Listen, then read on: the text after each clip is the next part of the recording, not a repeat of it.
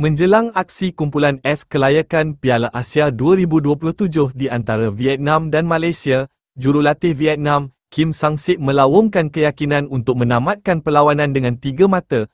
Perkara tersebut disuarakan jurulatih dari Korea Selatan itu selepas melihat anak buahnya mencipta kemenangan tipis 2-1 dalam perlawanan latihan menentang skuad Vietnam bawah 22 tahun. Bagi Sang-sik, beliau percaya pemain-pemain di bawah kendaliannya meletakkan kemenangan sebagai matlamat tertinggi demi meraih kejayaan akan datang.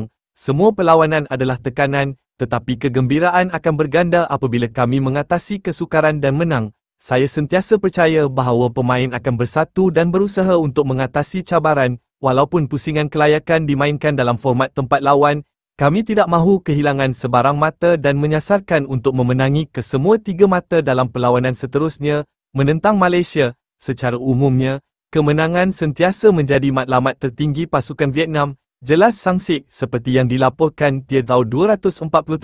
Dalam perlawanan latihan yang diadakan pada Rabu, skuad senior Vietnam berjuang keras sebelum menewaskan skuad bawah 22 tahun Vietnam. Jaringan skuad senior Vietnam dijaringkan oleh Nguyen Hai Long dan Ngoc Quang Chow manakala gol sagu hati skuad bawah 22 Vietnam dijaringkan oleh Le Van Tuan.